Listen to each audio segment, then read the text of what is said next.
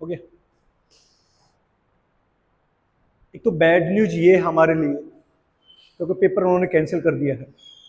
एक दिन बाद पेपर कैंसिल किया है।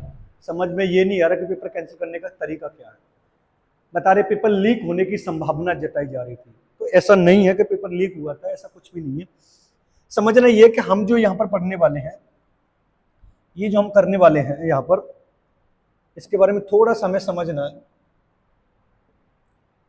थोड़ा सा समझना है कि हम एजुकेशन सब्जेक्ट की बात कर रहे हैं। किसकी बात कर रहे हैं हम? एजुकेशन सब्जेक्ट की बात कर रहे हैं। शिफ्ट कौन सी हमारी? सेकंड है, और 18 जून को हमारा पेपर हुआ था, और ये पूरी तरीके से हमारा रद्द हो चुका है, कैंसिल हो चुका है। फिर भी मैं आपको ये वाली बात बताने के लिए पेपर को एनालिसिस कर रहा हूं, क्योंकि आपको समझना ये वाली बात है कि जो हमने बैच चलाया था, और मैंने अपने नोट्स जो प्रदान किए थे बच्चों को, जिस तरीके से मैंने अपने बच्चों को एप्लीकेशन बैच पढ़ाया था और बच्चों को नोट्स के तरीके से भी यहाँ पर गाइड किया था, तो कितने क्वेश्चन हमारे इस पेपर में फंसे हैं। यानी जो हमारा पेपर हुआ है, इस पेपर में कितने क्वेश्चन स्टैंड किए हैं मेरे नोट्स से। तो अगर मैं इस वाली बात को बात करूं, तो 80 प्लस ऐसे क्वेश्चन होंगे जो आपको मेरे नोट से बिल्कुल मिलेंगे, और मैं आपको एक एक तरीके से आपको बताता भी चलूंगा। अब पेपर जो होने जा रहा, हो सकता है 1 महीने बाद पेपर हो या 15 दिन बाद पेपर हो। मुझे तो ऐसा लग रहा है कि 1 महीने से पहले पेपर बिल्कुल नहीं हुआ, क्योंकि पेपर दोबारा सेट करा जाएगा और सेंटर अलॉट किए जाएंगे, तो उसमें भी बहुत टाइम लगता है। अभी तो ये चल रहा है कि पेपर कैंसिल क्यों किया गया, इस पर रिव्यू बच्चे दिया है, तो हम पेपर एनालिसिस करेंगे। ये वाली बात ठीक है, आप समझ लेना। समझते हैं। देखो, पहला क्वेश्चन उन्होंने कौन सा किया? पहला क्वेश्चन अगर हम बात करें, उसने सिगमंड फ्रायड से क्वेश्चन पूछा। किससे पूछा है? सिगमंड फ्रायड से क्वेश्चन पूछा है। और फ्रायड की जो अवस्थाओं की बात उसने की थी, किसकी बात की थी? अवस्थाओं की बात की थी। और अवस्थाएं उसने कितनी बताई? तो 5 अवस्थाएं बताई थी। पहली बताई थी मुखावस्था, गुदावस्था, और लिंग प्रधान अवस्था, अव्यवस्था और जनेन्द्रीय अवस्था। ये वाली जो अवस्था होती थी वो 15 वर्ष से ऊपर की होती थी। कौन सी होती थी? 15 वर्ष से ऊपर की होती। तो ये मिलान करवाने के लिए पूछा था। तो देखो, डी का हमेशा हमेशा चौथा था, यानी विश्व के बारे में आधारभूत जो स्थापना स्थापित की जाती, वो डी का हमारा जनेन्द्रीय अवस्था कहलाती, जो सबसे लास्ट में थी। और डी का चौथा सिर्फ इस वाले में, तो राइट आंसर हमारा पहले का कौन सा हो जाएगा? दूसरा हो जाएगा। और ये वाला क्वेश्चन डिक्टो नोट से पूछा गया है।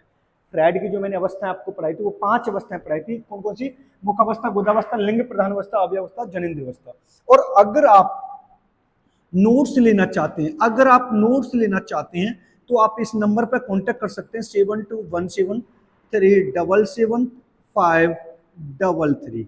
ये वाली बात आपको अच्छे तरीके से समझ लीजिए, इस पर आप नोट्स लेना चाहते हैं, क्योंकि पहला क्वेश्चन आपका पढ़ चुका है। उसके बाद दूसरे क्वेश्चन की जब हम बात करते हैं, दूसरा क्वेश्चन कौन सा? सर्व शिक्षा अभियान हमारा कब आया था? तो आपको पता है 2000 और 2001 की बात की थी। यानी सर्व शिक्षा अभियान की जो स्थापना की थी, वो 2000 और 2001 की बात स्थापना हुई। तो हमारा राइट आंसर कौन सा हो जाएगा? 52 का दूसरा राइट आंसर हो जाएगा। क्योंकि मैंने आपको बताया हमारे जो क्वेश्चन फंसे हुए थे वो 80 प्लस क्वेश्चन फंसे हुए, और इसमें से कुछ क्वेश्चन जिनका आंसर मुझे नहीं पता, उनको मैं नहीं कराऊंगा, क्योंकि मैं गलत इन्फॉर्मेशन आपको बिल्कुल भी नहीं दूंगा। ठीक है, नेक्स्ट क्वेश्चन की तरफ चलते हैं। उसके बाद जब हमारा थर्ड क्वेश्चन आता है, तो देखो उसके बाद इसकी बात करते हैं एदर की। क्या फिशर के प्रयोगात्मक अविकल्प सिद्धांतों में कौन सा सम्मिलित नहीं है? देखो, पहला उन्होंने उपचार का प्रयोगात्मक अनुसंधान की बात हो रही है। किसकी बात हो रही है? एक्सपेरिमेंटल की बात हो रही है। ये वाली बात आपको पता है, एक्सपेरिमेंटल की बात हो रही है। तो यादृच्छिक सैंपल हमेशा लिया जाता है, स्थानीय कंट्रोल किया जाता है, और उनका उपचार भी किया जाता है, लेकिन अनुकरण यानी किसी की नकल करके वहां पर उनका समाधान नहीं किया जाता है। तो 53 का हमारा कौन सा राइट आंसर हो जाएगा? 53 का हमारा पहला राइट आंसर होगा। कौन सा हो जाएगा? पहला राइट आंसर हो जाएगा। ठीक है, उसके बाद हम नेक्स्ट क्वेश्चन की तरफ चलते हैं। गांधी जी की बात करते हैं। गांधी जी ने सत्याग्रह अभियान के लिए प्रसिद्ध टॉल स्टॉप फॉर्म की स्थापना कहां पर की थी? तो इसका जो राइट आंसर या तो साबरमती में होगी, इसका जो राइट आंसर हो सकता है वो दक्षिण अफ्रीका इसका राइट आंसर हो सकता है। या तो दक्षिण अफ्रीका होगा या साबरमती होगा। जहां तक मुझे लग रहा है इसका राइट आंसर कौन सा होगा? दक्षिण अफ्रीका होगा। कौन सा होगा? टॉल स्टॉप फॉर्म की स्थापना आपको ये वाली बात पता होगी, शायद 1911 में की थी, जो दक्षिण अफ्रीका में की। ठीक है, तो 54 का हमारा राइट आंसर कौन सा हो जाएगा? दक्षिण अफ्रीका हो जाएगा। कौन सा राइट आंसर हो जाएगा इसका? दक्षिण अफ्रीका हो। अब इसकी बात करते हैं, इसमें हिल्दा तामा पाठ्यचर्या मॉडल के अनुसार निम्नलिखित को उचित क्रम प्रदान कीजिए। ये वाला क्वेश्चन भी आपको नोट से मिला हुआ है, ये वाला भी क्वेश्चन आपको नोट से मिला हुआ है। आपको एक एक क्वेश्चन को मैं बता दूंगा, अगर आप लेने के इच्छुक भी होंगे तो मैंने नंबर भी दे दिया, आप उसको काउंट कर सकते हैं। अगर हम इसकी बात करें, हिल्दा तमा पाठ्यक्रम मॉडल के अनुसार इनको उचित क्रम प्रदान कीजिए। देखो, अगर ऐसा क्वेश्चन नहीं समझ में आ रहा तो मैं पहले वाला देख लेना और लास्ट वाला देख लेना। अगर हम यहाँ पर कहते हैं पहला जो हमेशा होता है हमारा उद्देश्य को निर्धारण करना या लक्ष्य का निर्धारण करना होता है, तो एक इस ऑप्शन में, ए इस ऑप्शन में पहला नहीं है, ए इस ऑप्शन में पहला नहीं है। अब हमें लास्ट वाला देखना है कि लास्ट वाला हमारा कौन सा राइट आंसर हो सकता है। दूसरा करें ए, मतलब उद्देश्य को निर्धारण पर उस वस्तु अंतर वस्तु का चयन करना होता है, फिर उसके बाद हमारा विद्या क्रियाकलापों का चयन करना होता है, फिर उस आवश्यकता पर निर्धारण, फिर उसके बाद अंतर वस्तु का संगठन। तो हमारा राइट आंसर कौन सा हो जाएगा? डी हमारा राइट आंसर हो जाएगा। ठीक है, नेक्स्ट क्वेश्चन की तरफ चलते हैं। नेक्स्ट क्वेश्चन देखो, नेक्स्ट क्वेश्चन उन्होंने कौन सा पूछा? नेक्स्ट क्वेश्चन हुआ अक्षमता की बढ़ती हुई। अब ये वाला क्वेश्चन थोड़ा सा आपको समझ लेना है। सबसे पहले हमारी जो अक्षमता आती है हो सकता है शारीरिक रूप से आ सकती है। तो मान लीजिए अक्षमता की बढ़ती हुई गंभीरता के साथ प्रयुक्त किए जाने वाले प्रयोक्ता यानी प्रॉम्प्टिंग के प्रकार का सही क्रम से अनुकरण कीजिए। अब इसका क्वेश्चन अगर मैं आपको सबसे पहली बात करूं तो इसका राइट आंसर हमेशा कौन सा हो सकता है? इसका बी राइट आंसर हो सकता है। सबसे पहले शारीरिक अक्षमता आ सकती है, यानी 90% में मैं पहले क्लियर एग्जैक्ट नहीं बता रहा, लेकिन इसका जो राइट आंसर हो सकता है वो कौन सा राइट आंसर हो सकता है? तो इसका राइट आंसर बी हो सकता है, बी सी डी ए, ये वाला इसका राइट आंसर। अक्षमता की बात होगी तो मैंने आपको अक्षमता अलेक्सिया, डिसलेक्सिया, अग्रेफिया, डिस्मोर्फिया, अनेक्सिया और डिस्प्रेक्सिया, ये सारा कुछ मैंने आपको बहुत अच्छे तरीके से पढ़ाया था। तो ये वाली बात समझ ली आपको, ठीक है। उसके बाद जब हम नेक्स्ट इस वाले क्वेश्चन की तरफ चलते हैं, उसके बाद 57 की तरफ हम चलेंगे। 57 कौन सा आंसर कहलाया? निम्नलिखित में से कौन सा समस्या समाधान के विभिन्न चरणों का सही अनुक्रम की जब हम बात करते हैं, ये वाला भी क्वेश्चन आपको नोट से मिला हुआ है। समस्या समाधान जब मैंने आपको क्रिएटिविटी पढ़ाई थी तो वहां पर पढ़ा था। तो सबसे पहले मैंने आपको बताया था समस्या की पहचान करना होता है। सबसे पहला ऑप्शन कौन सा होता है हमारा? समस्या की पहचान करता है। बी किस ऑप्शन में? तो बी इस ऑप्शन में नहीं है, मैंने इसको काट दिया, बी इसमें। और उसके बाद समस्या की पहचान करने के बाद लास्ट वाला जो ऑप्शन होगा वो क्रियान्वयन होगा। सबसे अंत वाला ऑप्शन कौन सा होगा? तो क्रियान्वयन होगा। पहला बी और लास्ट में ई किस ऑप्शन में? बी और ई सब में है। समस्या की पहचान करना, मॉडल विकसित करना, फिर उसके बाद मॉडल हल करना, फिर हल की व्याख्या करना। तो हमारा राइट आंसर कौन सा हो जाएगा? सी हमारा राइट आंसर हो जाएगा। कौन सा राइट आंसर हो जाएगा हमारा? सी हमारा राइट आंसर हो जाएगा। अगर आपको समझ में इस तरीके से नहीं आता तो पहला वाला और लास्ट वाला भी अगर आप दूसरे तरीके से देख लें कि पहला वाला हमेशा उद्देश्य का चयन या लक्ष्य का चयन या समस्या का चयन करना होता है, लास्ट वाला जब भी सब काम स्थापित हो जाते हैं तो हमें उनको क्रियान्वित के रूप में करते हैं। तो इसका राइट आंसर कौन सा हो जाएगा हमारा? तीसरा हो जाएगा। 57 का राइट आंसर कौन सा हमारा? तीसरा। अब उसके बाद 58 की जब हम बात करते हैं, 58 को देखते हैं क्या क्वेश्चन कह रहा है। सामाजिक समूह और स्थितियों का उनके वास्तविक जीवन के संदर्भ में चित्र और व्याख्या करता है। जब हम एथनोग्राफी की बात करते हैं तो ये निर्जातीय की बात करता है। किसकी बात करता है? ये हमेशा निर्जातीय की बात करता है। ग्राउंडर थ्योरी की बात करते हैं तो ये वास्तविक की बात नहीं करता है। ये किसकी बात नहीं करता? ये वास्तविक की बात नहीं करता। फेनोमेनोलॉजिकल हमेशा गुणात्मक की बात करता है। ये किसकी बात करता है? गुणात्मक की बात करता है। लेकिन केस स्टडी हमेशा व्यक्तिगत और दैनिक जीवन की बात करता है। ये किसकी बात करता है? ये दैनिक जीवन की बात करता है। तो 58 का हमारा राइट आंसर कौन सा हो जाएगा? Case study. बस पेपर कैंसिल हो चुका है, इसके बारे में हम चर्चा करेंगे, लेकिन पेपर एनालिसिस आपको देख लेना है क्योंकि मेरे नोट से कितने क्वेश्चन फंसे और किस तरीके से मैं तैयारी कराता हूँ ये आपको देख लेना, ठीक है। इसका राइट आंसर कौन सा हो जाएगा? डी राइट आंसर हो जाएगा। उसके बाद नेक्स्ट क्वेश्चन की तरफ चलते हैं। देखो ये क्वेश्चन किस तरीके से उसने पूछा, मान लीजिए करवाना है तो गिलफोर्ड ने कौन सा बताया था? बुद्धि की संरचना बताई थी। गिलफोर्ड ने क्या बताया था? बुद्धि की संरचना बताई थी। पहले का तीसरा किस ऑप्शन में? पहले का तीसरा इस ऑप्शन में नहीं है, पहले का तीसरा इस ऑप्शन में, पहले का तीसरा सिर्फ दूसरे राइट आंसर है। वो क्या राइट आंसर? हमें एक ऑप्शन से मिल रहा है कि बुद्धि की संरचना किसने बताई थी? गिलफोर्ड ने बताई थी। और जब मैंने बुद्धि का चैप्टर वाला आपको पढ़ाया था तो उसमें राइट आंसर पूरी तरीके से मिला हुआ था। तो इसका राइट आंसर कौन सा हो जाएगा? दूसरा इसका राइट आंसर हो जाएगा। क्लियर है? नेक्स्ट क्वेश्चन की तरफ चलते हैं। देखो, यदि कक्षा अध्यापन को एक अधिगम से संयुक्त रूप से मिश्रित अध्यापन शैली में संयुक्त करते तो वो कौन सा होगा? देखो मैंने अगर इस क्वेश्चन को मैंने आपको पढ़ाया था तो मैंने आपको पढ़ाया था सहकालिक। एक कौन सा पढ़ाया था मैंने? सहकालिक। दूसरा पढ़ाया था असहकालिक। और तीसरा जो मैंने आपको पढ़ाया था मिश्रित पढ़ाया था। डिक्टो नोट्स से मिला हुआ है। ऐसा अधिगम जो एक ऑनलाइन हो और एक ऑफलाइन हो उसको हम ब्लेंडेड बोलते हैं। मिश्रित को क्या माना जाता है? ब्लेंडेड माना जाता है। और ये इसी की बात कर रहा है तो हमारा राइट आंसर कौन सा हो जाएगा? मिश्रित अधिगम कहलाएगा। वो कौन सा कहलाएगा? विषमकालिक को हम असहकालिक भी बोलते हैं। क्या बोलते हैं? असहकालिक भी बोलते हैं। ऐसा अधिगम जो YouTube के माध्यम से होता है, वीडियो रिकॉर्डेड होती हैं। और ऐसा अधिगम जिसमें टीचर और स्टूडेंट एक ही समय पर ऑनलाइन रहते हैं वो हमारा कौन सा कहलाता है, सहकालिक। तो 60 का हमारा राइट आंसर कौन सा हो जाएगा, सी हमारा यानी मिश्रित अधिगम हमारा राइट आंसर हो जाएगा। नेक्स्ट क्वेश्चन की तरफ चलते हैं। देखो ये वाला क्वेश्चन भी मान लीजिए विश्वविद्यालय अनुदान आयोग की बात करते हैं। अभी यूजीसी की जब हम बात करते हैं, और यूजीसी हमेशा किस पर बल देती है, तो आपको पता है पीजी पर बल देती है। जब आप नेट का एग्जाम दे रहे हैं तो आपने किसी न किसी सब्जेक्ट में पीजी कर रखा होगा।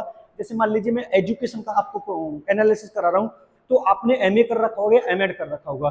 तो विश्वविद्यालय अनुदान आयोग किसकी बात करता है, परा स्नातक की बात करता है। तो पहले का तीसरा किस किस ऑप्शन में, पहले का तीसरा इन दोनों में, तो मैंने इनको तो काट दिया। अब उसके बाद आपको पता है इग्नू जो होता है वो प्रमाण पत्र जारी करता है। डी का दूसरा किस ऑप्शन में, देखो डी का दूसरा सिर्फ तीसरे ऑप्शन में हो गया राइट आंसर। मैंने सिर्फ 2 आंसर से आपको बता दिया।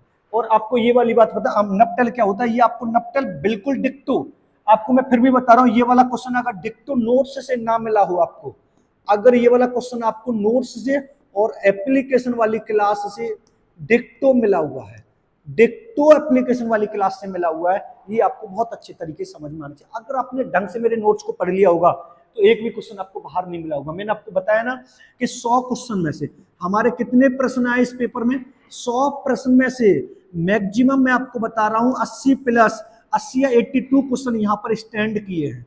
किससे स्टैंड किए हैं, मेरे नोट्स से स्टैंड किए हैं। ये मैंने आपको बहुत अच्छे तरीके से आपको बता दिया, ठीक है। नेक्स्ट क्वेश्चन की तरफ चलते हैं। नेक्स्ट क्वेश्चन 62 क्वेश्चन की तरफ अगर आप देखते, देखो सर्वेक्षण शोध ये मिलान करवाने के लिए आया था। मैं आपको ये वाली बात, ऐतिहासिक शोध में हमेशा प्राथमिक और द्वितीय आंकड़ों के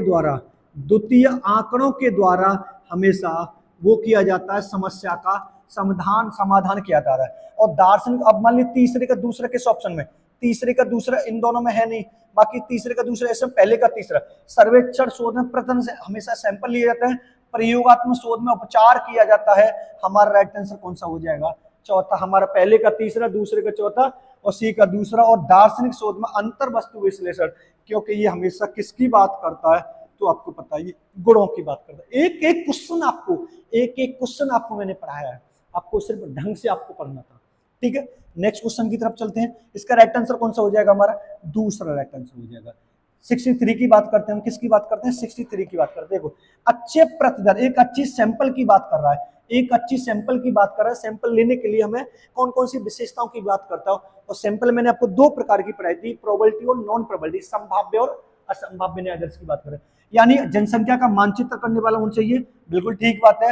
वास्तविक रूप से संबंधित होना चाहिए, बिल्कुल ठीक बात है। यानी त्रुटि बिल्कुल भी नहीं होनी चाहिए। डी किस किस ऑप्शन में, डी इस ऑप्शन में है, डी इस ऑप्शन में, डी इस ऑप्शन में। राइट आंसर हमारा कौन सा हो गया, ये हो गया। यानी अगर हमें सैंपल लेनी है तो त्रुटि की तो हमें वहां पर बिल्कुल भी आवश्यकता नहीं रखनी है, और डी हमारा कभी नहीं हो सकता। तो हमारा राइट आंसर कौन सा हो जाएगा, 63 का हमारा राइट आंसर हो जाएगा बी, राइट आंसर हो जाएगा। क्लियर है। उसके बाद नेक्स्ट चलते हैं। देखो इसको देखते हैं, यहां पर सही जोड़े के मिलान की बात कर रहा है। यहां पर सही जोड़े की वैज्ञानिक समाजवाद की स्थापना किसने की थी, मार्क्सवाद ने की। एक तो हमारा ये वाला ठीक है, संरचनात्मक प्रकारवाद टोलकोट पार्किंसन, ये वाला हमारा हो सकता है, ये वाला हमारा हो सकता है ए बी। और उसके प्रतीकात्मक जॉर्ज मीड का, ये वाला भी ठीक है। तो हमारा राइट आंसर कौन सा हो जाएगा, ए बी और ई। A B. अनुभववाद के जनक कौन है, तो आपको पता है जॉन लॉक है। कौन है, जॉन लॉक है अनुभववाद के जनक। जब मैंने आपको विधि पढ़ाई होगी, समाजवाद में आपने पढ़ा होगा, तो अनुभववाद के जॉन लॉक मैंने आपको पढ़ाया होगा। अब डी किस किस ऑप्शन में, डी इस ऑप्शन में, डी इस ऑप्शन में, मैंने ये काट दिया था। तर्कवाद के जनक कौन है, तो आपको पता है तर्कवाद के जनक है हीगल। कौन है, हीगल है तर्कवाद के जनक। तो ये वाला भी हमारा गलत है। सी किस ऑप्शन में, सी इस ऑप्शन में हो गया हमारा राइट आंसर।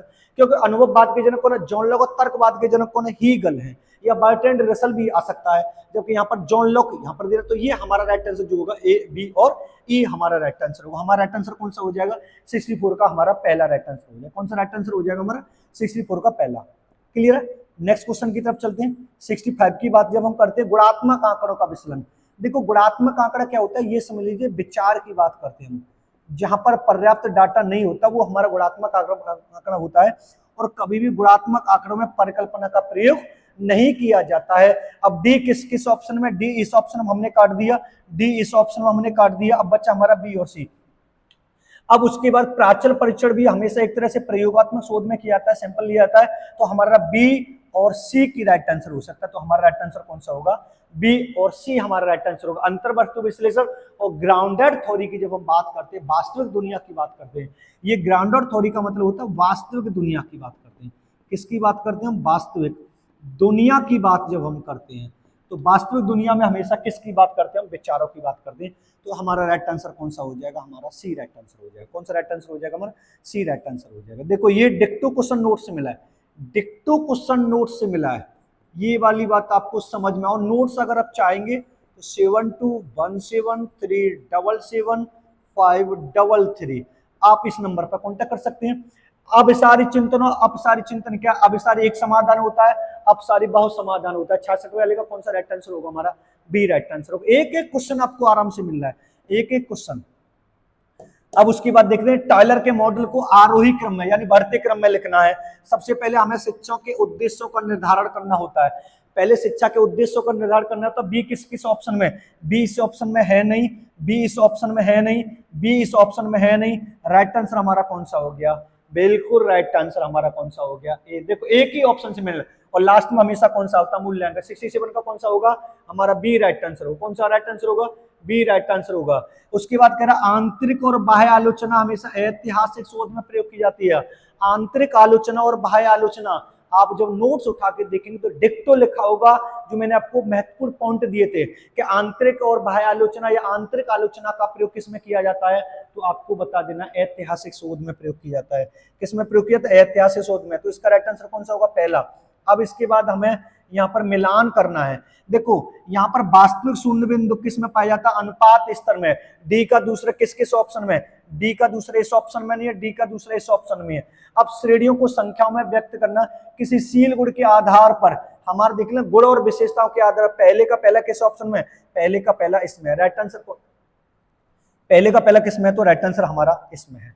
कौन सा राइट आंसर हो गया? हमारा पहला राइट आंसर हो गया।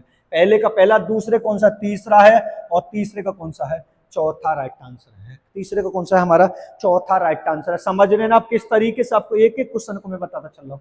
और डिक्टो मापन के स्तर से क्वेश्चन पूछा गया था, और मैंने आपको बताया भी था कि मापन और मूल्यांकन से कम कितने क्वेश्चन पूछे जाएंगे, तो मैंने आपको बताया था 10 क्वेश्चन पूछे जाएंगे। कितने क्वेश्चन पूछे जाएंगे? 10 क्वेश्चन पूछे जाएंगे, और 10 क्वेश्चन आपको मिले भी हैं। 10 क्वेश्चन आपको मिले भी हैं। ठीक है, नेक्स्ट क्वेश्चन की तरफ चलते हैं। नेक्स्ट क्वेश्चन की तरफ हम चलते हैं। 70 क्वेश्चन का, मान लीजिए 70 क्वेश्चन की बात है। शिक्षा पर व्यय बढ़ाने वाली वार्धा शिक्षा समिति, ये कब आई थी? आपको पता 1937 में। और कौन लेकर आया था? महात्मा गांधी लेकर आया। डिक्टो आयोग मैंने आपको पढ़ाया था 1835 से लेकर 1947, और 1948 से लेकर 2020 की बात कर रहा है। तो राइट आंसर हमारा वर्धा योजना कौन है? महात्मा गांधी है। ठीक है, नेक्स्ट क्वेश्चन की तरफ चलते हैं। नेक्स्ट क्वेश्चन, मूल्यांकन क्या है? मूल्यांकन क्या? मापन है, आकलन है और मूल्य निर्धारण है। राइट आंसर हमारा कौन सा हो जाएगा? मापन, आकलन और मूल्य निर्धारण की बात करता है वो हमारा मूल्यांकन कहलाता है। 71 का कौन सा हमारा पहला राइट आंसर है। नेक्स्ट क्वेश्चन की जब हम बात करते हैं 72 की, आदर्श नागरिक बनने के लिए हुवेल ने 5 तत्व सिद्धाए, उन्हें कालक्रम में। ये क्वेश्चन थोड़ा सा टिपिकल पूछा गया, और ये नोट से थोड़ा सा बाहर आया है। ये वाली बात मैं मान रहा हूं कि ये वाला जो क्वेश्चन है मेरे नोट्स से बाहर आया है। मैं इस वाली बात को एक्सेप्ट करता हूं, क्योंकि मैं कभी ये वाली बात का दावा नहीं करता, और ना मैं इस वाली गलत इंफॉर्मेशन आपको देता कि आपको पूरे के पूरे मेरे नोट्स से मिलेंगे। लेकिन हाँ, इतना पता है 85 और 80% आपको मेरे नोट्स से पेपर मिलेगा, ये मैं आपको फिर भी गारंटी दे रहा हूं। मान लीजिए सबसे पहले हम बात करते हैं, तो सबसे पहले हमें तैयारी करनी होती है। सबसे पहले क्या करना पड़ता है? तैयारी। तैयारी के बाद हम क्या करेंगे? प्रस्तुतिकरण करेंगे। तो ई ए देखो किसमें? ई ए इसमें नहीं है, ई ए इसमें नहीं है, ई ए इसमें नहीं है। राइट आंसर हमारा कौन सा हो जाएगा? ये। और अगर ये इस वाले क्वेश्चन को आप ध्यान से देखें, तो जब हम माइक्रो टीचिंग का लेसन प्लान बनाते हैं, क्या बनाते हैं? लेसन प्लान बनाते हैं, उसमें ये वाला क्वेश्चन पूछा जाता है। पहले तैयारी करते हैं, फिर प्रस्तुतिकरण करते हैं, व्याख्या, अनुप्रयोग, ये वाली। तो हमारा 72 का राइट आंसर कौन सा हो जाएगा? पहला राइट आंसर हो जाएगा। कौन सा राइट आंसर हो जाएगा? पहला राइट आंसर हो जाएगा। अब उसके बाद 72 की बात है, हॉकिंस के पाठ्यचर्या मॉडल के अनुसार निम्न को उचित करिए। अब यहाँ पर हमें समझ में नहीं आ रहा, तो ये समझ लीजिए हमारा जो सबसे लास्ट में जो होता है वो कौन सा होता है? मूल्यांकन होता है। तो लास्ट में हमारा सी किस में? लास्ट में सी हमारा लास्ट में इसमें है, जो हमारा राइट आंसर होगा। पहला कौन सा आएगा? हमारा अनुभव चयन, फिर उसके बाद क्या आएगा? क्रियान्वयन, फिर उसका रख रखा, फिर अंतर्वस्तु, फिर उसके बाद मूल्यांकन की बात करते हैं। किसकी बात करते हैं? मूल्यांकन की बात करते हैं। या तो इसका राइट आंसर ये हो सकता है, या इसका राइट आंसर ये वाला हो सकता है, या इसका राइट, इन दोनों में से मैं आपको गलत इंफॉर्मेशन नहीं बता रहा हूं, मैं आपको ये बता दे रहा हूं, या तो इसका राइट आंसर ये होगा, या इसका राइट आंसर इन दोनों में से कोई होगा। जहां तक मुझे लग रहा है इसका राइट आंसर 4 हो सकता है, ठीक है, क्योंकि मैं गलत इंफॉर्मेशन आपको बिल्कुल भी नहीं बताता। जो क्लियर होता है मैं आपको बता के चलता हूँ। 80 से 85 क्वेश्चन आराम से आपको मिलेंगे। ये वाला क्वेश्चन की जब हम बात करते हैं, अब और अधिक खाली मत बैठो, जाओ शिक्षा प्राप्त करो तथा वंचितों और पीड़ितों की दुर्दशा को समाप्त करो, आपको शिक्षा का स्वर्ण अवसर मिला है। ये किसके द्वारा लिखी गई है? या तो इसके राइट आंसर BR अम्बेडकर होंगे, या इसके राइट आंसर सावित्रीबाई फुले होंगे। इन दोनों में से अगर 70% की मैं बात करूं तो राइट आंसर हमारा कौन सा हो सकता है? सावित्रीबाई फुले हो सकता है, या BR अम्बेडकर हो सकता है। इन दोनों में से एक राइट आंसर आपको मिलेगा। और हमारे सिलेबस में सावित्रीबाई फुले, सावित्रीबाई को पहली महिला अध्यापका माना जाता है, टीचर, पहली महिला टीचर माना जाता है भारत की, जिन्होंने सबसे पहले पढ़ाने का प्रयास किया था। तो राइट आंसर हमारा कौन सा हो सकता है? 70% में डी राइट आंसर हो सकता है। नेक्स्ट क्वेश्चन की तरफ चलते हैं। ये वाला क्वेश्चन 75 वाला क्वेश्चन, ये बाहर क्वेश्चन आया। इसका राइट आंसर आप देख सकते हैं, ये बिल्कुल समझ नहीं आ रहा है कि वो किस तरीके से आपसे पूछ रहा है। न्यायोचित, तो इसका आंसर मैं नहीं बता सकता, और मैं पहले बता रहा हूं ना मैं आपको गलत इंफॉर्मेशन दे सकता। यहाँ पर इन्होंने सुकरात, अरस्तु, प्लेटो और एंटुइस, अगर जहां तक इसके राइट आंसर की बात करो, मेरे अकॉर्डिंग जो हो सकता है वो इसका राइट आंसर ये हो सकता है, क्योंकि मैंने प्लेटो को भी पढ़ा है, अरस्तु को भी पढ़ा है, सुकरात को भी पढ़ा है, इन्होंने ऐसा कुछ नहीं बताया, लेकिन यहाँ पर एक्विलिनस की बात कर रहा है, तो थोड़ा हो सकता है इसका राइट आंसर, ठीक है। तो आप इसको देख सकते हैं, ये क्वेश्चन बाहर आया है, मैं आपसे ये भी नहीं कहूंगा। अब यहाँ पर देखो, इसकी जब हम बात करते हैं, हिल्दा तामा ने कौन सा सिद्धांत दिया था? तो आपको पता, आगमन प्रतिमान का सिद्धांत दिया था। कौन सा सिद्धांत दिया था? तो आगमन प्रतिमान की बात करता है। इस वाले क्वेश्चन का भी राइट आंसर आप कंफ्यूजन में रख सकते हैं, यानी 75 और 76 का आंसर मुझे एग्जैक्ट नहीं पता है, तो इसका आंसर मैं आपको नहीं बताऊंगा। मैं आपको वो आप वाली बात नहीं बताऊंगा कि मैं अपने तरीके से आपको बता दूं कि ना इसका राइट आंसर ये होगा। जो जो क्लियर तरीके से मुझे पता है, मैं उनके राइट आंसर आपको बताना चल रहा हूँ, ठीक है। तो इसका भी आप राइट आंसर दे सकते हैं। उसके बाद जब हम नेक्स्ट क्वेश्चन की तरफ चलते हैं, विद्यालय शिक्षा के लिए एनसीईआरटी राष्ट्रीय पाठ्यचर्या की रूपरेखा किसके द्वारा तैयार की जाती है? तो आपको बता देना एनसीईआरटी के द्वारा तैयार की जाती है। किसके द्वारा तैयार की जाती है? तो आपको बता देना एनसीईआरटी के द्वारा नेशनल करिकुलम फ्रेमवर्क तैयार किया जाता है। एनसीईआरटी के द्वारा इसको तैयार किया जाता है। क्लियर बात है? तो 77 का हमारा राइट आंसर कौन सा होगा? डी राइट आंसर होगा। उसके बाद नेक्स्ट चलते हैं 78 की। जब हम बात करते हैं 78 क्या कह रहा है? अधिसंज्ञान मेटाकॉग्निटिव विभिन्न, इसके जनक आपको पता है जॉन फ्लेवेल है। इसके जनक कौन है? तो आपको पता है जॉन फ्लेवेल है। और ये क्या कहता है? ये वाली बात कहता है कि जानने के बारे में जानने से होता है, यानी जो हम जानते हैं उसके बारे में और जानना जो होता है वो मेटा संज्ञान कहलाता है। अब इसमें आप सबसे पहले हमें क्या देखना है? मेटा संज्ञान बिना अधिगम करता संज्ञानात्मक क्रियाओं का एक तो निगरानी करता है और उन पर नियंत्रण रखता है। तो इसका राइट आंसर कौन सा हो जाएगा? ए राइट आंसर हो जाएगा। कौन सा राइट आंसर हो जाएगा हमारा? ए राइट, ओ सॉरी डी राइट आंसर हो जाएगा। ए और ई इसका राइट आंसर होगा 78 का। उसके बाद नेक्स्ट क्वेश्चन की तरफ चलते हैं। प्याजे से क्वेश्चन पूछा गया, डिक्टू बिल्कुल प्याजे से ने एक आत्मसाती कण की बात करी और एक अल्पुनल की बात करी है। मैंने प्याजे के जब आपको तत्व पढ़ाए थे, उन तत्वों से बात कर रहा है, तो हमारा राइट आंसर कौन सा हो जाएगा? ए और बी राइट आंसर हो जाएगा। तो 79 का राइट आंसर कौन सा होगा? हमारा ए राइट आंसर होगा।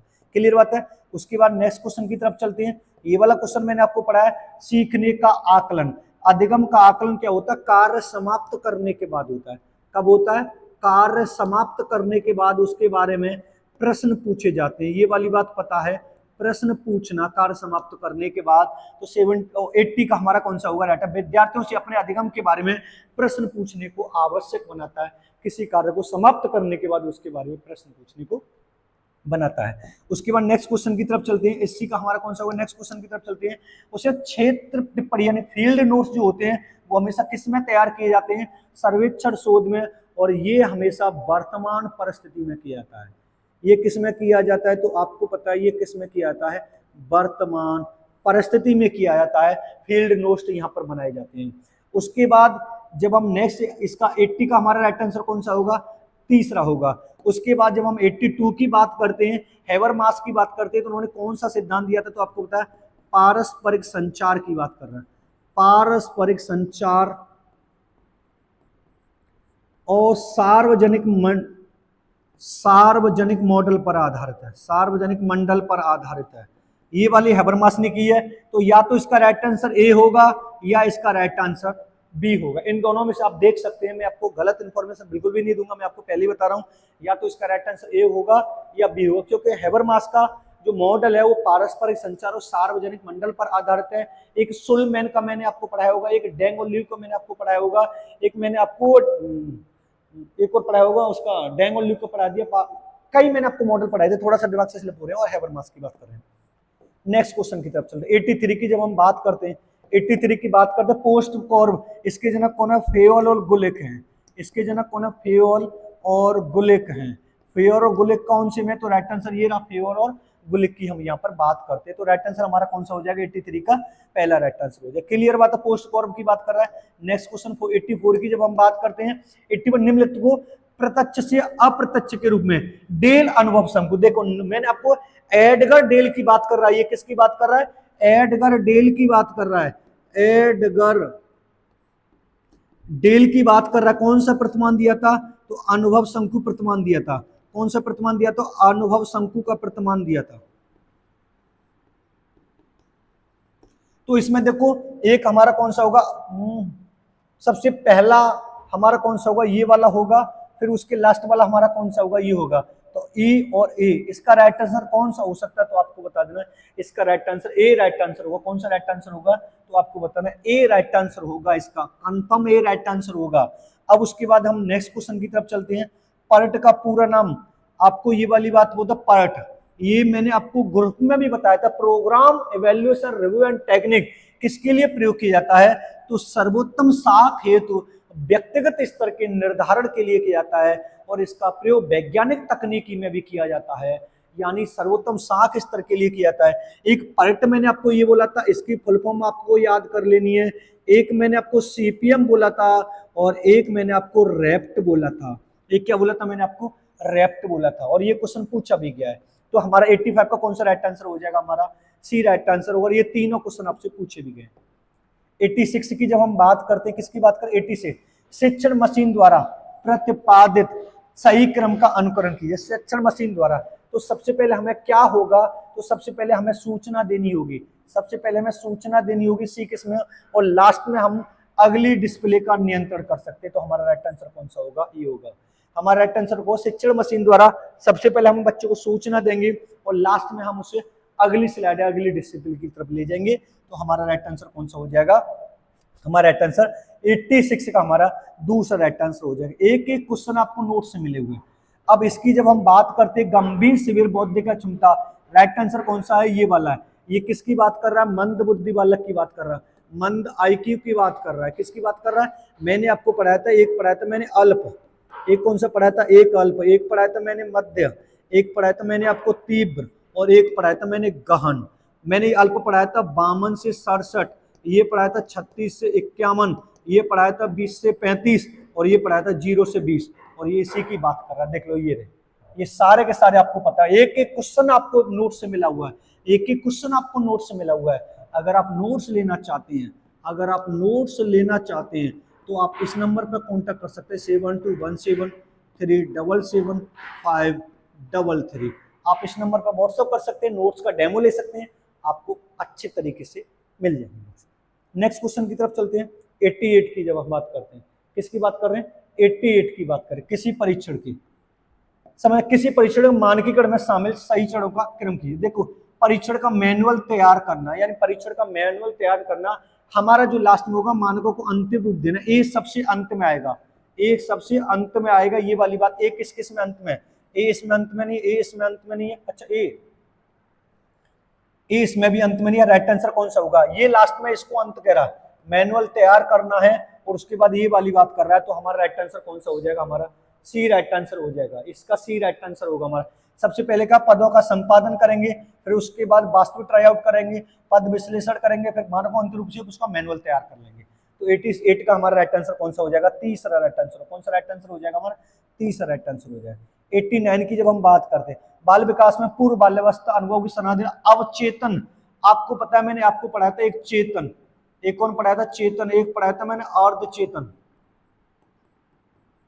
और एक पढ़ाया था मैंने अवचेतन या अचेतन की बात करता है। या अचेतन की बात करता हूँ। ये तीनों जो मैंने आपको पढ़ाए थे वो कौन पढ़ाए थे? सिगमंड फ्रायड ने पढ़ाए थे। और सिगमंड फ्रायड ने कौन सा सिद्धांत दिया था? तो आपको पता है मनोविश्लेषणात्मक सिद्धांत दिया था। कौन सा सिद्धांत दिया था? मनोविश्लेषणात्मक सिद्धांत दिया। तो राइट आंसर कौन सा हो जाएगा? 89 का हमारा तीसरा राइट आंसर हो जाएगा।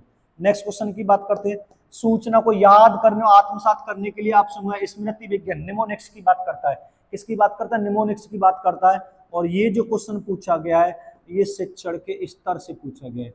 ये जो क्वेश्चन पूछा गया किससे पूछा गया है? शिक्षण के स्तर से पूछा गया है। नेक्स्ट क्वेश्चन की तरफ हम बात करते हैं। ये क्वेश्चन थोड़ा सा बाहर आया है। ये बाहर क्या, इन्होंने घुमा के पूछ लिया है तो थोड़ा हट कर आया, बाहर थोड़ा हटकर थोड़ा गहन से पूछा गया। तो इसका राइट आंसर मैं नहीं बता सकता आपको। इसका राइट आंसर मैं आपको नहीं बता सकता। वैसे शिक्षा में मानव पूंजी सिद्धांत मैंने आपको पढ़ा है, सोल्जे का मैंने आपको पढ़ा है, एक मैंने आपको संकेतन का सिद्धांत भी पढ़ा है, संकेतन का सिद्धांत भी पढ़ा है जो किसने दिया? स्पेंसन ने दिया है। किसने दिया? स्पेंसन ने दिया है। तो ये मैंने आपको पढ़ा है, बट थोड़ा सा इन्होंने घुमा के पूछ लिया है। थोड़ा सा किससे पूछा? घुमा के। थोड़ा आप देखेंगे नोट्स में मिल जाएगा। थोड़ा मुझे इसका राइट आंसर नहीं पता चला किस तरीके से, लेकिन नोट्स में ये भी मिलेगा, देख लेना। नोट्स में आपको ये भी मिलेगा, जो मैंने आपको नोट्स दिया है उसमें शिक्षा का अर्थशास्त्र जो हमारा इकोनॉमिकल जो पार्ट है मैंने दिया आपको, मानव पूंजी सिद्धांत, संकेतन का सिद्धांत और सोल्ज का सिद्धांत, शीपस्किन प्रभाव का सिद्धांत, ये सब उसमें मिलेंगे। तो इसका राइट आंसर मैं नहीं बता सकता 91 वाले का। ठीक है, छोड़ देते हैं इसको क्योंकि गलत इंफॉर्मेशन देना सही नहीं है। उसके बाद इन्होंने बोला निम्नलिखित में से कौन सा पार्ट टेक्नोलॉजी मॉडल तकनीकी नहीं है। मैंने जमीनी मॉडल भी पढ़ाया, टायलर मॉडल भी पढ़ाया, हॉकिंग समय मॉडल, लेकिन खुली कक्षा मॉडल वाला मैंने आपको नहीं पढ़ाया। तो इसका जो राइट आंसर होगा 92 का कौन सा राइट आंसर होगा? तो आपको बता देना है पहला वाला होगा। कौन सा वाला होगा? पहला वाला होगा। नेक्स्ट क्वेश्चन की तरफ चलते हैं। देखो नेक्स्ट क्वेश्चन किसकी बात कर रहा है? वर्ग में जो समाज प्रबल भौतिक संगति और समाज प्रबल बौद्ध शक्ति होता है वह विचारकों के रूप में शासन करते हैं। इसका राइट आंसर कौन सा होगा? मार्क्सवादी। तो मार्क्सवादी ने किस पर बल दिया? तो आपको बताया, एक दिया था शोषक वर्ग पर और एक दिया था शोषित वर्ग पर। एक किस पर दिया था? शोषित वर्ग पर। और इस पर आपको पता होना चाहिए मार्क्सवादी सिद्धांत। और मार्क्सवाद को तीसरी दुनिया में कहा जाता है, मैंने ये भी आपको पढ़ाया था। उसके बाद देखो अब ये पूछ रहा है रैशनल इमोटिव, यानी रैशनल इमोटिव बिहेवियर थेरेपी। मैंने आपको क्या बताया? रेप्ट की बात कर रहा है और इसके जनक कौन है? एल्बर्ट एलिस है। पूरी तरीके से आपको पता होगा, परामर्श के नीचे लिखा होगा निर्देशन परामर्श वाला जो चैप्टर मैंने आपको दिया है ना नोट्स में और पढ़ाया है, उसमें देख लेना लास्ट में प्रथम मानव व्यवहार संज्ञानवादी मनोविज्ञान कौन है? तो आपको एल्बर्ट एलिस, यानी रेप्ट की फुल फॉर्म देखो REBT, रेप्ट की फुल फॉर्म पूछी उसने, उसके जनक एल्बर्ट एलिस है। एक एक क्वेश्चन आपको नोट से मिला हुआ है, एक एक क्वेश्चन आपको नोट से मिला हुआ है। निम्नलिखित कौन सा राष्ट्रीय शिक्षा 2020 का सिद्धांत है? पूर्ण समता और समावेशन की बात करता है, किसी सभी बालकों के इक्वलिटी और सभी बालकों को शामिल करने की बात करता है। एक एक क्वेश्चन आपको नोट से मिला हुआ है। 95 का कौन सा? डी राइट आंसर है। अब उसने 96 की बात है पाली के त्रिपिटक बौद्ध ग्रंथ में अभिधम्म पिटक मैंने आपको बताया था। कौन सा? अभिधम्म पिटक बताया था। विनय पिटक, सूत्र पिटक, ज्ञान पिटक इसके अंतर्गत नहीं आता। बौद्ध दर्शन को ढंग से पढ़ लिया है तो अगर एक क्वेश्चन एक भी गलत नहीं हो सकता। उसके बाद 97 की जब हम बात करते हैं, किसकी बात कर रहे हैं हम? 97 की बात करते हैं। 97 में ये 5E सूत्र जो मैंने आपको पढ़ा NCF 2005 का, मैंने आपको 5E सूत्र पढ़ाया था जिसमें पहला आता हमारा एंगेज। ए किस में? पहला हमारा कौन सा? एंगेज। और लास्ट में कौन सा आएगा हमारा? इवेल्युएट। सबसे लास्ट में इवेल्युएट। ई किस में? बी इसमें है नहीं, ई इसमें है नहीं, इसमें राइट आंसर हमारा कौन सा हो जाएगा? 5E सूत्र। एनसीएफ 2005 का 5E सूत्र देख लेना, नोट्स में लिखा होगा एंगेज, इलेबोरेट, एक्सप्लोर, ये वाला जो मैंने आपको पढ़ाया था। तो राइट आंसर कौन सा हो जाएगा? 97 का हमारा राइट आंसर कौन सा हो जाएगा? सी राइट आंसर हो जाएगा। 97 का कौन सा राइट आंसर होगा? हमारा सी राइट आंसर होगा। 98 की जब हम बात करते हैं, निम्नलिखित में कौन सा आकलन की श्रेणी में नहीं है? मैंने 3 श्रेणी आपको पढ़ाई थी। एक पढ़ाया था सीखने का, एक मैंने आपको पढ़ाया था सीखने के लिए, एक मैंने आपको पढ़ाया था सीखने का, और एक मैंने आपको पढ़ाया था सीखने के रूप में। देखो इसमें कौन सा सीखने का है? सीखने के रूप में, सीखने के लिए, सीखने के साथ आकलन मैंने नहीं पढ़ाया। तो राइट आंसर हमारा 98 का कौन सा हो जाएगा? डी राइट आंसर हो जाएगा। कौन सा राइट आंसर हो जाएगा हमारा? डी राइट आंसर हो जाएगा। एक एक क्वेश्चन को आपको समझना है। पोकायुक्त मॉडल की बात कर रहा, पोकायुक्त मॉडल मैंने आपको 2 मॉडल आराम से पढ़ाया। एक पढ़ाया मैंने जस्ट इन, टाइम मॉडल, एक पढ़ा है मैंने जस्ट इन टाइम मॉडल, और एक मैंने आपको पढ़ा है पोकायोक मॉडल। इसके जनक कौन है? सिंगमो सिंगो। ये किससे संबंधित है? त्रुटि निवारण, यानी गलती से अशुद्धि, यानी कोई भी अगर हमसे गलती हो जाती है तो उसको जानने के लिए त्रुटि निवारण की बात कर। 99 का हमारा राइट आंसर कौन सा हो जाएगा? हमारा त्रुटि निवारण की बात करता है। कौन सा राइट आंसर है? त्रुटि निवारण की बात कर। 100 की जब हम क्वेश्चन की तरफ चलते हैं, 100 क्वेश्चन क्या कह रहा है? त्रैतदीय उपनिषद का निम्न कोश बाहर से अंतर की ओर चल रहा है, यानी बाहर से हमें किसकी तरफ चलना है? अंदर की तरफ चलना है। बाहर से हमें किसकी तरफ चलना है? अंदर की। तो आपने देखो अन्न, जो अन्न होता है वो हमेशा पहले हमारा बाहर होता है। सी किसमें? पहला सी किसमें? ना इसमें सी है, ना इसमें सी है, ना इसमें सी है। हमारा राइट आंसर कौन सा हो जाएगा? हमारा राइट आंसर ए हो जाएगा, क्योंकि अन्न हमेशा पहले बाहर होता है, फिर लास्ट में हमारा कौन सा होता है? आनंदमय कोश हो जाएगा। 100 का कितना होगा? हमारा पहला राइट आंसर होगा। 101 की बात करते हैं, समकालिक मॉडल की बात करता है। समकालिक या सहकालिक में जिसमें टीचर और स्टूडेंट एक ही समय पर ऑनलाइन रहते हैं, एक ही समय पर ऑनलाइन रहते हैं। वीडियो ब्लॉग्स ऐसा नहीं है, वीडियो कॉन्फ्रेंसिंग होगी और ऑडियो कॉन्फ्रेंसिंग जो होगी, तो मान लीजिए, और आभासी कक्ष बीसीई है इसमें, बीसीई इसमें राइट आंसर कौन सा होगा? हमारा ये होगा। ये हमेशा असहकालिक में आता है। एक इसमें ए इसमें है, ए इसमें हमने काट दिया। इलेक्ट्रॉनिक में हमेशा असहकालिक में आता है, इसको हटा दिया। हमारा राइट आंसर कौन सा हो जाएगा? 101 का हमारा तीसरा राइट आंसर। एक एक क्वेश्चन आपको नोट से मिला हुआ है, एक एक क्वेश्चन आपको नोट से मिला हुआ है। इसमें क्या कह रहा है? यदि जनसंख्या, जनसंख्या बुद्धिमत्ता सामान्य रूप से वृद्धि, इसका अर्थ है अधिकांश लोग औसत बुद्धिमत्ता वाले होंगे। ठीक है, बिल्कुल राइट आंसर कौन सा? 102 का हमारा दूसरा राइट आंसर होगा। ये क्वेश्चन थोड़ा सा स्वयं से पूछा गया है, वैसे मैंने आपको स्वयं पढ़ाया था, लेकिन इसका आंसर मुझे नहीं पता है, तो इस वाले को मैं नहीं कराऊंगा। 103 वाले का मुझे आंसर नहीं पता है, तो मैं इस वाले आंसर को थोड़ा सा आपको गलत नहीं बताऊंगा। तो इस वाले को आप देख सकते हैं जब आंसर किया है। वैसे तो पेपर कैंसिल कर दिया है, लेकिन आपको ये पता चल जाएगा क्वेश्चन किस तरीके से उसने पूछे। सेलर और अलेक्जेंडर ने प्रतिपुष्टि प्रपत्र के साथ 4 विशिष्ट चरणों वाली पाठ्यक्रम उपस्थित किए। देखो, सबसे पहले हमें लक्ष्य निर्धारण करना होता है, सबसे पहले हमें लक्ष्य निर्धारण करना होता है, या समस्या का चयन करना होता है, या उद्देश्यों का निर्धारण करना होता है। बी किस ऑप्शन में? बी इस ऑप्शन में नहीं है, बी इस ऑप्शन में, बी इस ऑप्शन में नहीं है। हमारा राइट आंसर कौन सा हो जाएगा? और लास्ट में हमेशा मूल्यांकन आता है, तो हमारा राइट आंसर कौन सा हो? 104 वाले का हमारा बी राइट आंसर हो जाएगा। कौन सा हो जाएगा? B right answer. देखो, ये वाला क्वेश्चन मैंने आपको जब प्रैक्टिस सेट कराया था, जब मैंने आपको प्रैक्टिस सेट कराया था, तो उसमें ये पढ़ाया था प्लान डू चेक एक्ट। ये प्लान डू चेक पीडीसीए मैंने आपको बहुत अच्छे तरीके से पढ़ाया था। PDCA plan do check act की बात कर रहा है। 105 को कौन सा हो गया? ये वाला हो गया हमारा दूसरा राइट आंसर। 106 वाले क्वेश्चन को आप देख सकते हैं, इसका आंसर मुझे नहीं पता है, क्योंकि ये क्वेश्चन आईसीटी से पूछा गया है, आईसीटी कंप्यूटर से पूछा गया, थोड़ा लेंथी पूछा गया है, थोड़ा सा ये समझ में नहीं आ रहा है। ठीक है, तो इसको थोड़ा सा मैं आपको गलत नहीं बताऊंगा। उसके बाद चलता हूं 107 नंबर पर। 107 नंबर पर जब हम चलते हैं, इसको देख लेना। ये परामर्श के प्रकार तत्व हैं। किसके प्रकार हैं? परामर्श के कितने तत्व हैं? 6 तत्व हैं। पहला आएगा हमारा विश्लेषण, पहला आएगा विश्लेषण, दूसरा आएगा संश्लेषण, डी बी किसी में, डी बी किसी में है, डी बी एक तो इसमें नहीं, डी बी इसमें नहीं, डी बी। उसके बाद आएगा हमारा विश्लेषण, संश्लेषण, निदान, उपचार, फलानुमान। इसका जो राइट आंसर होगा, कौन सा राइट आंसर होगा? हमारा ए राइट आंसर होगा। कौन सा राइट आंसर होगा? हमारा ए राइट आंसर होगा। विश्लेषण, संश्लेषण, निदान, उपचार, फलानुमान, अनुवर्तन। तो इसको आप आराम से समझ सकते हैं। ठीक है, 107 वाले कौन सा होगा? हमारा पहला राइट आंसर। रमेश इतिहास के कक्षा 9 की परीक्षा में आधुनिक इतिहास के 60% अंकों को हल कर सकता है, और 50% अंक उसको चाहिए, यानी हल कर सकता है, लेकिन पास होने के लिए 50% चाहिए। तो इसका जो राइट आंसर होगा, मानक संदर्भित। और ये किसके द्वारा किए जाते हैं? तो आपको पता है, सरकार के द्वारा। उपचार में क्या होता है? समस्या को दूर करना होता है। इसमें क्या होता है? समस्या को दूर करना होता है। और इसमें क्या होता है? समस्या की पहचान करना है, या समस्या का पता लगाना है। तो हमारा राइट आंसर कौन सा हो जाएगा? हमारा राइट आंसर कौन सा हो जाएगा? 108वें का दूसरा राइट आंसर होगा। नेक्स्ट क्वेश्चन की तरफ चलते हैं। 109 क्वेश्चन एक तरीके से देखो, आरपीडब्ल्यूडी की बात कर रहा है, आरपीडब्ल्यूडी, और मैंने आपको बहुत अच्छे तरीके से पढ़ाया था। आरपीडब्ल्यूडी की स्थापना 27 दिसंबर 2016 को हुई थी। तो 2016 सी का पहला राइट आंसर किसमें? सी का पहला सिर्फ इस वाले में है, और किसी में राइट आंसर नील हो गया एक एक ऑप्शन से। और जब मैंने आपको एप्लीकेशन में प्रैक्टिस सेट कराया था, तो मैंने आपको क्वेश्चन करने का तरीका भी बताया था, किस तरीके से क्वेश्चन करने हैं। तो 109 के बाद हमारा कौन सा राइट आंसर होगा, सी राइट आंसर होगा।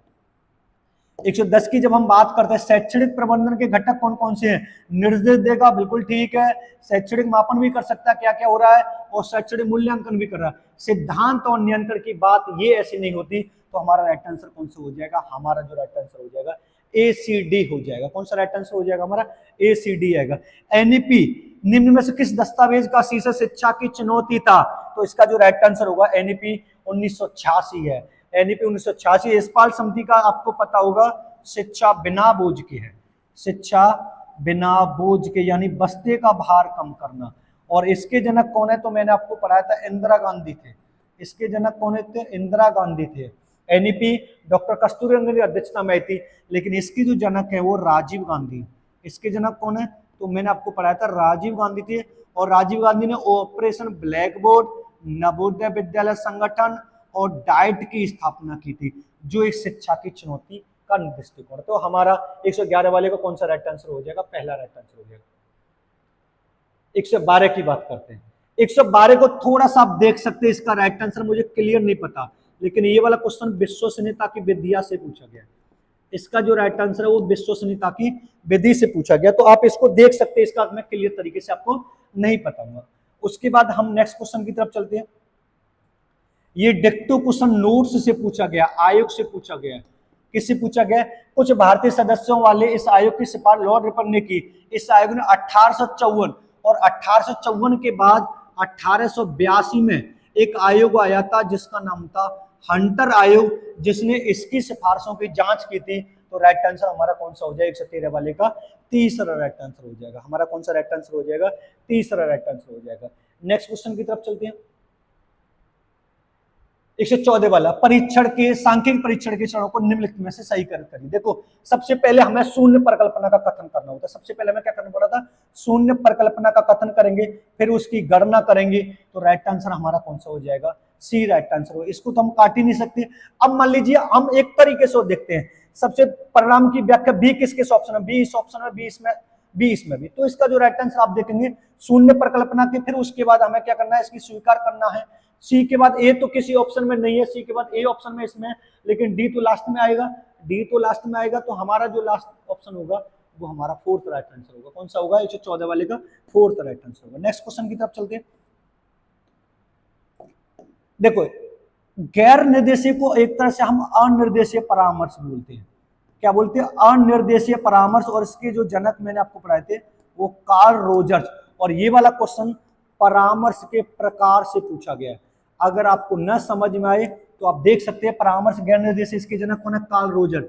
दूसरे का पहला किस ऑप्शन में, दूसरे का पहला देखो सिर्फ इस ऑप्शन में। तो राइट आंसर हमारा कौन सा हो गया, हमारा right answer D right answer होगा। कौन सा राइट आंसर हो गया हमारा, डी राइट आंसर हो गया। एक एक क्वेश्चन आपको नोट से मिलने, एक एक क्वेश्चन आपको नोट से मिलने। नेक्स्ट क्वेश्चन की जब हम बात करते हैं एंड्रागोजी, और एंड्रागोजी को आपको पता है किसका अध्ययन करते हैं, तो आपको पता प्रौढ़ों का अध्ययन करते हैं। किसका अध्ययन करते हैं, तो आपको पता है प्रौढ़ों का अध्ययन करते हैं। देखो अब इसमें छोटे बच्चे तो कभी नहीं आएंगे, तो ये किस किस ऑप्शन में, ये इस ऑप्शन में, इसको हटा दिया। बाह्य पीड़ा की बड़ी मात्रा में जीवन अनुभव प्रौढ़ व्यक्ति तो बिल्कुल होगा। तो हमारा जो राइट आंसर होगा वो कौन सा हो सकता है, बी और सी हो सकता है, स्वनिर्देश अधिगम और बड़ी मात्रा में। मैंने आपको तीन चीजें पढ़ाई थी जो आपको पता होगा। एक मैंने आपको पढ़ाई थी एंड्रागोजी, एक मैंने आपको पढ़ाई थी एंडोलॉजी, और एक मैंने आपको पढ़ाई थी पेडागोजी। जब मैंने आपको क्लास ली थी तो यहां पर इन तीनों में से एक तो आपसे पूछा ही गया, एंड्रागोजी की, जो प्रौढ़ों का अध्ययन करता है। ठीक है, नेक्स्ट क्वेश्चन की तरफ चलते हैं। इसका जो राइट आंसर मैंने आपको बता ही दिया, कौन सा हमारा, सी राइट आंसर है। उसके बाद नेक्स्ट क्वेश्चन की तरफ चलते हैं। 117 वाला क्वेश्चन क्या है, सांख्य दर्शन के जनक कौन है, महर्षि कपिल मुनि। पहले का तीसरा किस ऑप्शन में, पहले का तीसरा सिर्फ बी वाले ऑप्शन में हो गया राइट आंसर। एक एक ऑप्शन से आंसर मिल रहे हैं, हम इतना टाइम वेस्ट क्यों करेंगे उसमें। उसके बाद 118 पर चलते हैं, 118 वाले क्वेश्चन पर चलते हैं। 118 वाले क्वेश्चन की असत्य पाठ्यचर्या को देखो, इस वाले क्वेश्चन की मैं अगर आपसे बात करूं तो यहाँ पर राइट आंसर कौन सा हो, ये थोड़ा सा मुझसे देखो, यथार्थवाद जो बात करता है वो विज्ञान की बात करता है। इसका राइट, ये गलत की बात कर रहा है। इसका राइट आंसर ये भी ठीक है और ये भी ठीक है। अब इसमें से या तो ए होगा या तो ये वाला राइट आंसर होगा या ए वाला राइट आंसर, इन दोनों में से कोई एक राइट आंसर होगा। जहां तक मुझे लग रहा है इसका जो राइट आंसर होगा वो ए हो सकता है। जहां तक मुझे लग रहा है विषय क्षेत्र जो होता है वो हो सकता है आदर्शवाद का हो सकता है। तो इसका राइट आंसर आप देख सकते हैं, मैं इसको एग्जैक्ट नहीं बता पा रहा, लेकिन ये दोनों ठीक है, क्योंकि आदर्शवाद ने हमेशा किसकी बात की है, भगवान की बात की है। किसकी बात की है, भगवान की बात की है। यथार्थवाद ने हमेशा किसकी बात की है, विज्ञान की बात की है। तो इस हो सकता है यहाँ पर व्यापक चित्र भगवान की बात नहीं हो रही है, तो अकॉर्डिंग ये वाला राइट आंसर बी इसका हो सकता है, विषय विज्ञान से संबंधित है। तो 118 वाले का हमारा राइट आंसर कौन सा होगा, बी राइट आंसर होगा। ये क्वेश्चन थोड़ा सही है। रिपब्लिक मैंने आपको पढ़ाया था, प्लेटो ने दिया, और प्लेटो की एक और पुस्तक थी द लॉ। लेकिन आपको ये वाली पता, बी का चौथा किस किस ऑप्शन में, बी का चौथा एक तो इस ऑप्शन में और एक इस ऑप्शन में, या तो इसका राइट आंसर दूसरा होगा या इसका राइट आंसर तीसरा होगा। लेकिन इसके बाकी और थोड़े से मुझे डाउट में लग रही है, थोड़ा मुझे कंफ्यूजन लग रही है, इस वजह से मैं इसका राइट आंसर नहीं बता सकता। लेकिन इतना मुझे पता है 100% कि या तो बी राइट आंसर होगा या इसका सी राइट आंसर होगा।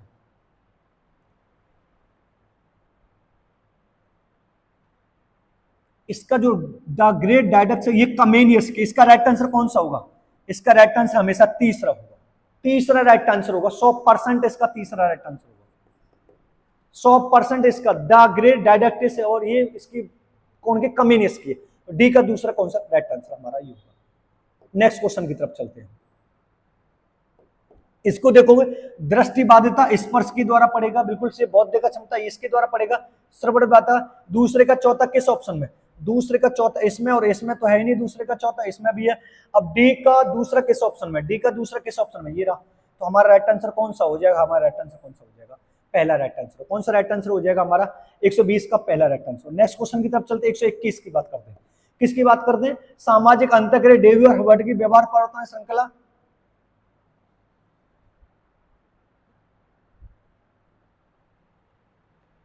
121 वाले को आप देख सकते हैं, इसका क्लियर आंसर ने मुझे नहीं पता है, तो मैं इसका राइट आंसर नहीं बता पा रहा।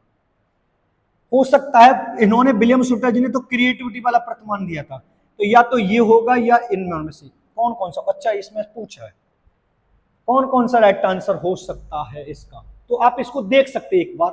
इसका एग्जैक्ट मुझे नहीं पता है, कुछ क्वेश्चन मुझे पता है कि 4 से 6 क्वेश्चन ऐसे जिनका एग्जैक्ट मुझे नहीं पता है, तो मैं छोड़ दे रहा हूं।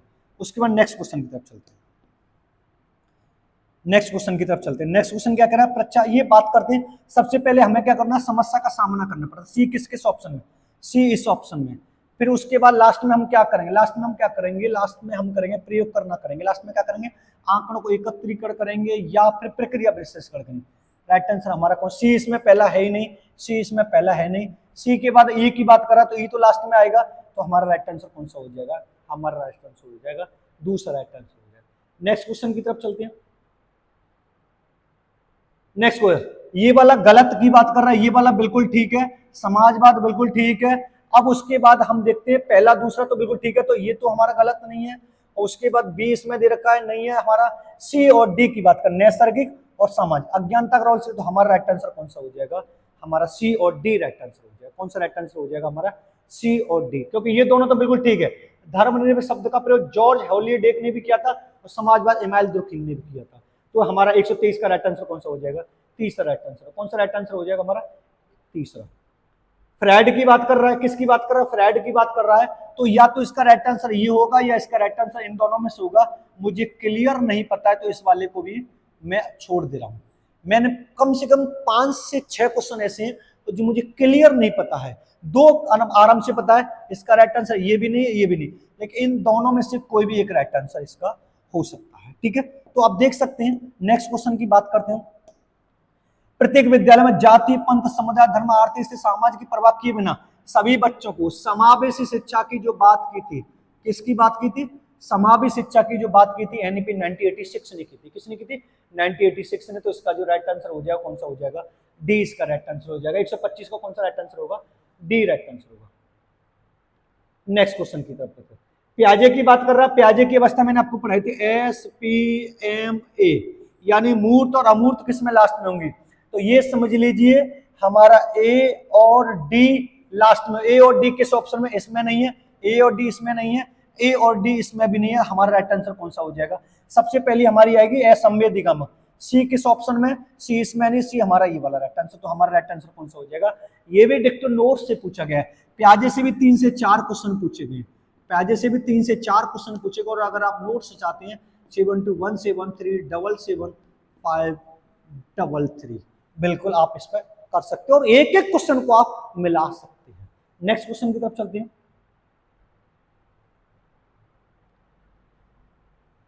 इसका जो देखो तालीम भी हो सकता है, इसका जो राइट आंसर होगा तरबिया होगा, तरबिया यानी इस्लामी परंपरा की बात करें, तालीम भी हो सकता है, तिजारत भी हो सकता है, तालीम भी हो सकता है।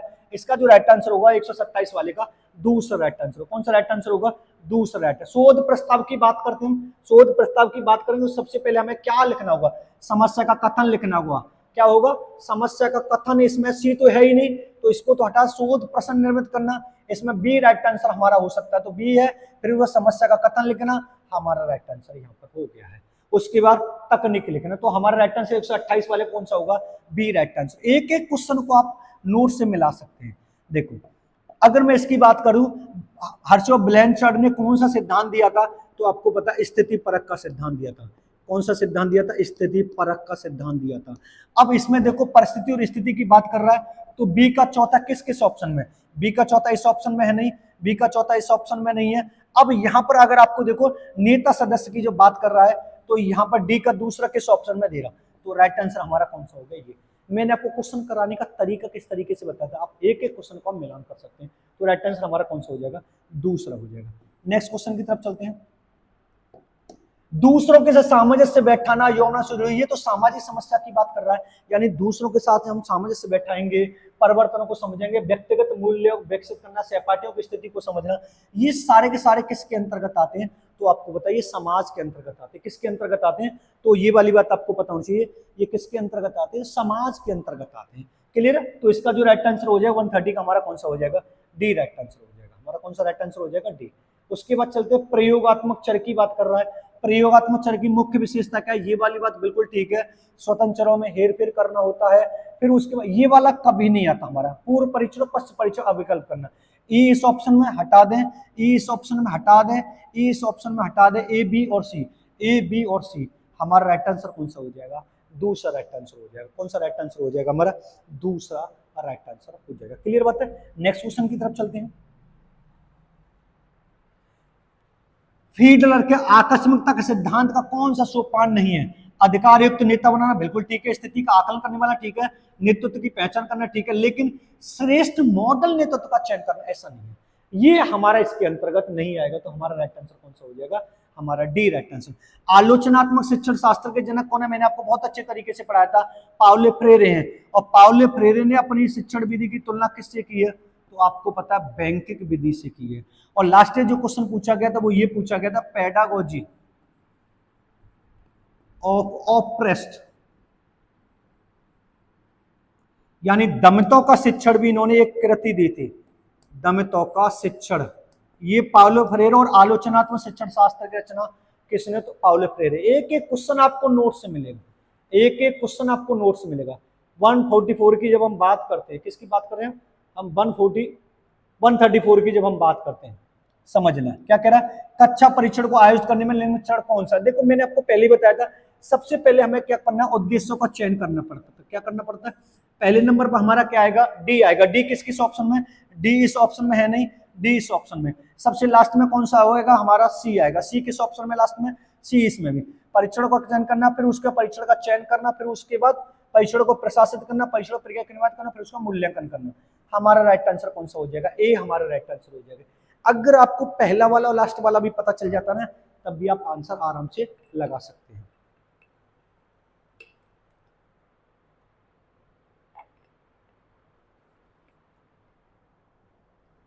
नेक्स्ट क्वेश्चन की तरफ चलते 135 की जब हम क्वेश्चन की बात करते हैं, देखो कोटा जो होता है हमेशा असंभाव्य न्यायाधीश के अंतर्गत आता है। इसका दूसरा नाम क्या है, तो आपको पता असंभाव्य न्यायाधीश के अंतर्गत आता है। अब हमें देखना है सी का चौथा किस किस ऑप्शन में, सी का चौथा इस ऑप्शन में है नहीं, इसमें है, सी का चौथा इस ऑप्शन में नहीं। अब मान लीजिए या तो ये राइट आंसर ये होगा या राइट आंसर ये होगा। अब मान लीजिए समूह क्लस्टर विशाल जनसंख्या पर किया जाता है, तो ये मुझे बी का पहला किस ऑप्शन में, बी का पहला इसमें है। राइट आंसर हमारा कौन सा हो जाएगा, ये वाला हो गया। एक एक समूह सैंपल कहां पर गए, जब जनसंख्या विशाल होती है, बड़ी बड़ी जनसंख्या होती है। तो राइट आंसर हमारा कौन सा होगा, तीसरा राइट आंसर। कौन सा राइट आंसर होगा, तीसरा। 136 की अधिगम करता। पोर्टफोलियो क्या होता है, तो मैंने आपको बताया था एक तरह से ये हमारा क्या होता है, रिकॉर्ड होता है। क्या होता है, रिकॉर्ड होता है। और अभिलेख को हम क्या बोलते हैं, रिकॉर्ड बोलते हैं। तो हमारा राइट आंसर कौन सा हो जाएगा, 4 राइट आंसर हो गया क्वेश्चन। एक एक क्वेश्चन, पोर्टफोलियो, स्क्वायर फोल्डिंग, ये सब मैंने आपको बहुत अच्छे तरीके से पढ़ाया। 137 की जब हम बात करते हैं, किसकी बात करते हैं, 137, प्रणाली उपागम में चरण का सही क्रम कीजिए। देखो अगर आपको समझ में नहीं आ रहा, आप इतना समझ सकते हैं, सबसे पहले उद्देश्यों का निर्धारण होगा और लास्ट में हमारा मूल्यांकन आएगा। तो पहला ई किस ऑप्शन में, पहला ई इस ऑप्शन में नहीं है, इस ऑप्शन में है। अब इसके बाद बी लास्ट में किस ऑप्शन में, तो इसमें पहला ई इसमें, देखो सबसे पहले ई आ रहा है और लास्ट में बी आ रहा है। राइट आंसर हो गया। मैंने दो दो ऑप्शनों से आपके आंसर लगा दिए। राइट आंसर कौन सा होगा हमारा, बी राइट आंसर होगा। नेक्स्ट क्वेश्चन की तरफ चलते हैं। डिक और कैरी के मॉडल की, डिक और कैरी ने मॉडल जो दिया था पाठ्यक्रम पर दिया था। अब डिक और कैरी मॉडल के अनुकूल का सही करिए। अनुदेशात्मक लक्ष्यों की पहचान करना पहला हमारा होगा। अब देखो डी किस ऑप्शन में, डी इस ऑप्शन में नहीं है, डी इस ऑप्शन में नहीं है। अब उसके बाद निर्माणात्मक मूल्यांकन की बात करना, तो मैं आपको एक तरीके से ये बता सकता हूं इसका जो राइट आंसर हो सकता है,